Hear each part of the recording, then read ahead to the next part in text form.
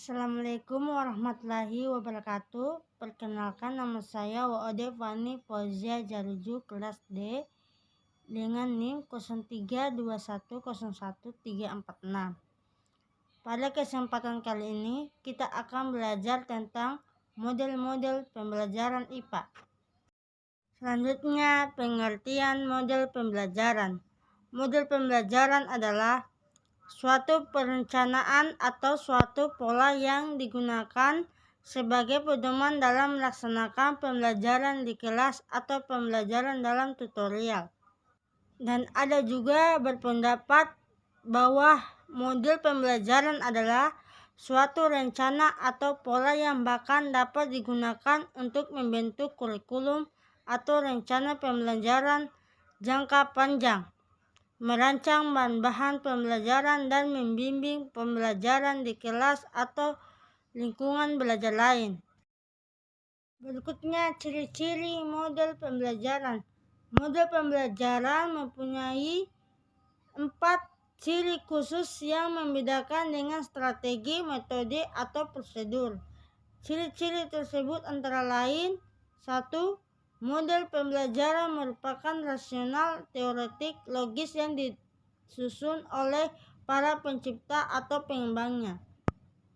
2. Berupa landasan pemikiran mempunyai apa dan bagaimana peserta didik akan belajar atau memiliki tujuan belajar dan pembelajaran yang ingin dicapai. 3. Tingkah laku pembelajaran yang diperlukan agar modul tersebut dapat dilaksanakan dengan berhasil dan lingkungan belajar yang diperlukan agar tujuan pembelajaran itu dapat tercapai. Selanjutnya, jenis-jenis model pembelajaran HOTS IPA. 1. Problem Based Learning. 2. Project Based Learning. 3. Discovery Learning atau Inquiry. Berikutnya, model Discovery atau Inquiry Learning.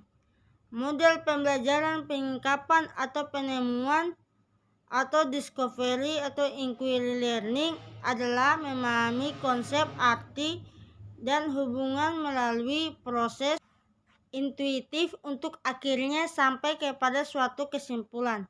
Discovery terjadi bila individu terlibat terutama dalam penggunaan proses mentalnya untuk menemukan beberapa konsep dan prinsip. Selanjutnya, model pembelajaran Problem Based Learning atau PBL.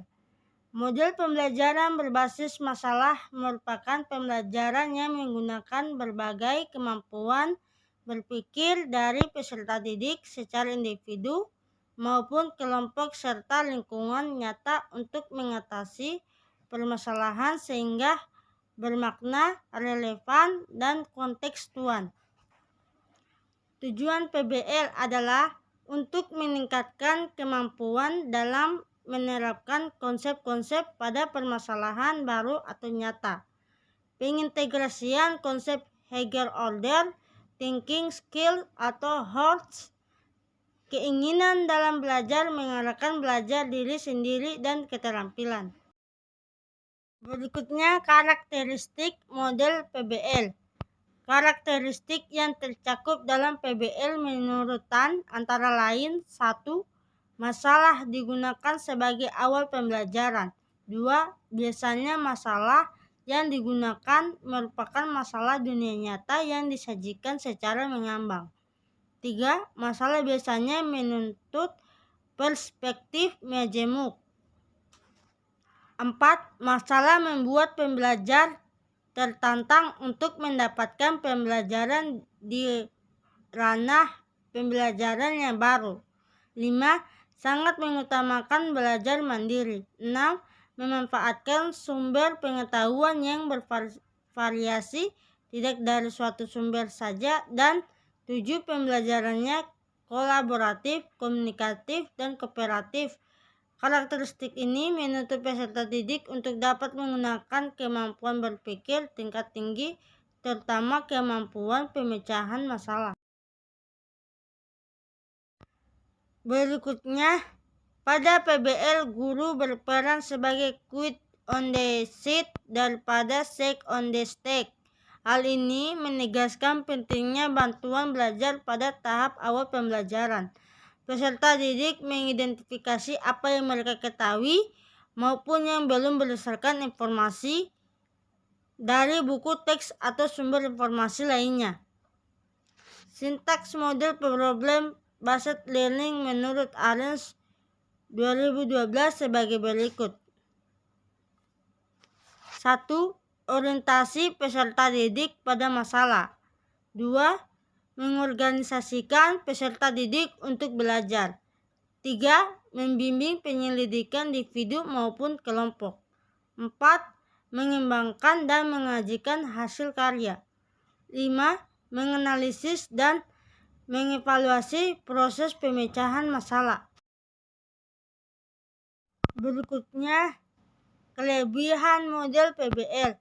Kelebihan model ini menurut Akinoglu dan Tandugan 2 antara lain: 1. Pembelajaran berpusat pada peserta didik.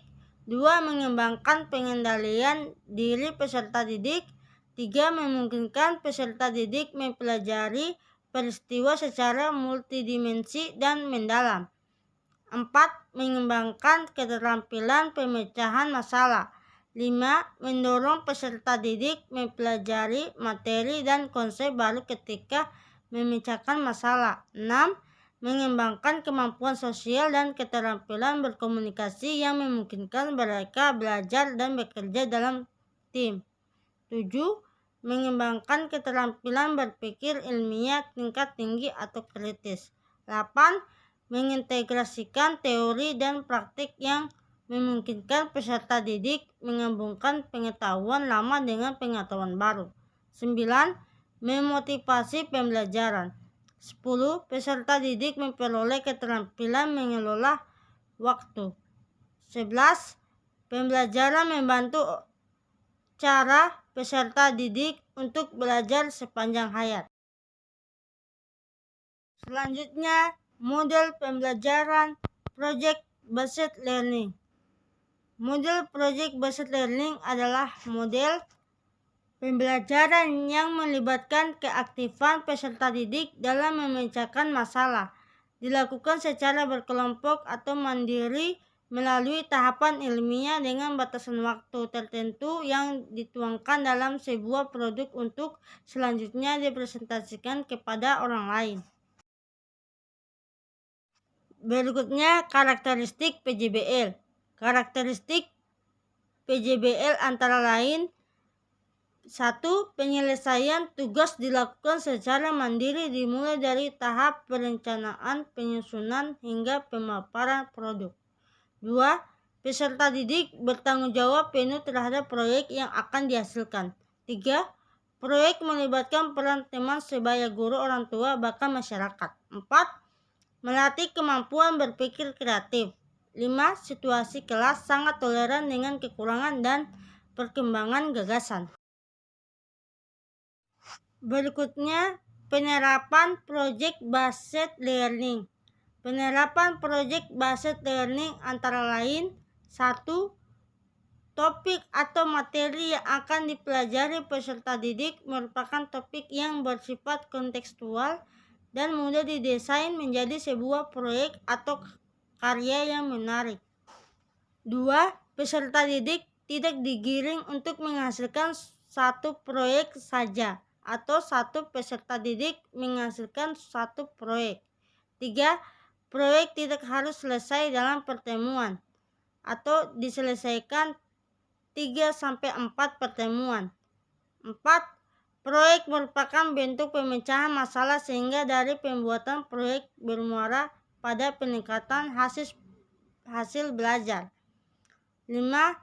Bahan, alat, dan media yang dibutuhkan untuk membuat proyek diusahakan tersedia di lingkungan sekitar dan diarahkan memanfaatkan bahan bekas atau sampah yang tidak terpakai agar menjadi bernilai guna. 6. Penilaian autentik menekankan kemampuan merancang menerapkan, menemukan, dan menyampaikan produknya kepada orang lain. Selanjutnya, model pembelajaran IPA lainnya. 1. Model pembelajaran kooperatif. 2. Model pembelajaran kontekstual. 3. Model pembelajaran PAIKEM. Berikutnya, model pembelajaran kooperatif.